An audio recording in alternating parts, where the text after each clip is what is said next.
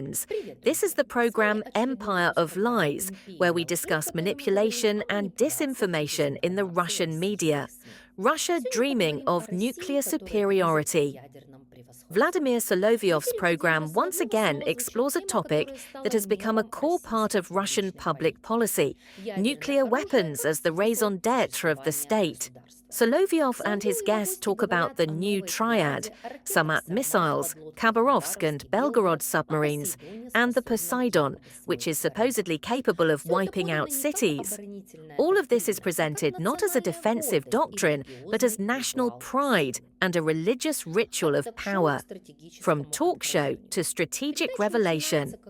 The program begins as if discussing the mega-regulator debate, but quickly devolves into a sermon on a new nuclear arms race. Solovyov claims that the Americans declared the race, and Russia is merely studying it. However, just a minute later, something is heard that sounds like a joyful statement in the studio: "We're moving forward." The pathos is that Russia is now seemingly not catching up, but rather ahead, not economically, but apocalyptically. What's important here isn't the fact, but the feeling.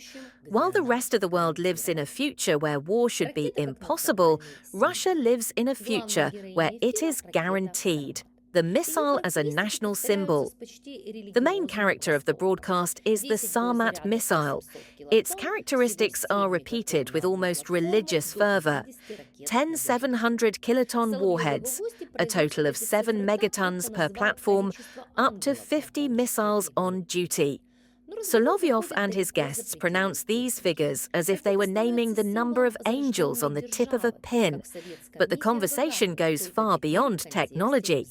The missile becomes a symbol of a reborn state, as in the Soviet myth of Gagarin, only now in the context of mutual destruction.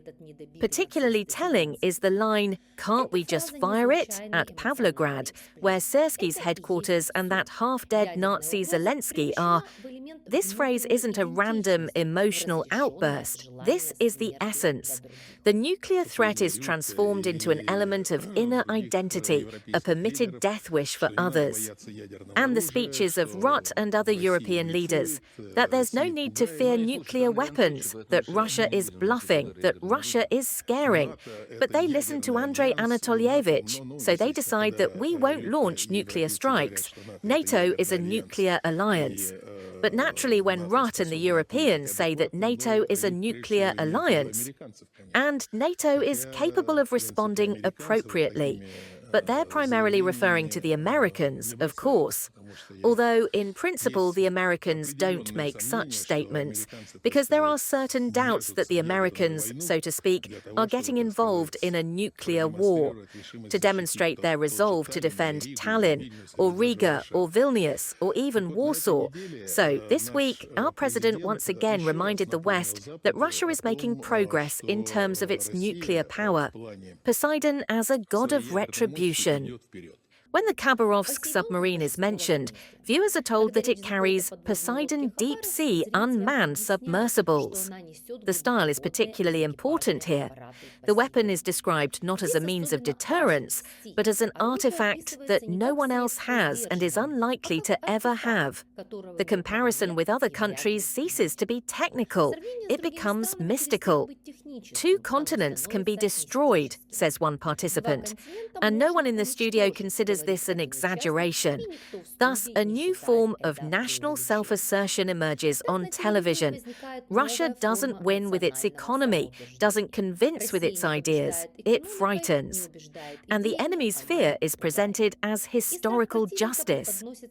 The irony of destruction. When Solovyov suggests disposing of an old Voevoda missile by striking Ukraine, his interlocutors laugh. There's a terrible relief in this laughter. They can talk about mass murder without feeling the horror. The joke becomes political language. Thus, a special genre of Russian television rhetoric is created, comic apocalypse, where the destruction of cities sounds like a conversation about the weather, the West as a backdrop for self-praise. Next come numbers, dates, and the names of American modernization programs.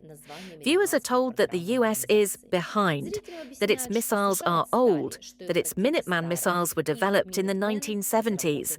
Not a word about the reality that Russia is lagging behind in production capacity, satellite targeting, and early warning systems.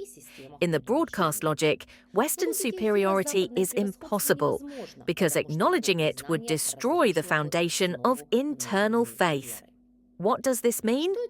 The content of this monologue is not reduced to propaganda. It is a psychological portrait of a country for which military might has become a substitute for a national idea, where discussing nuclear war is not taboo, but a form of national self-affirmation, and where fear of others becomes the only currency of influence.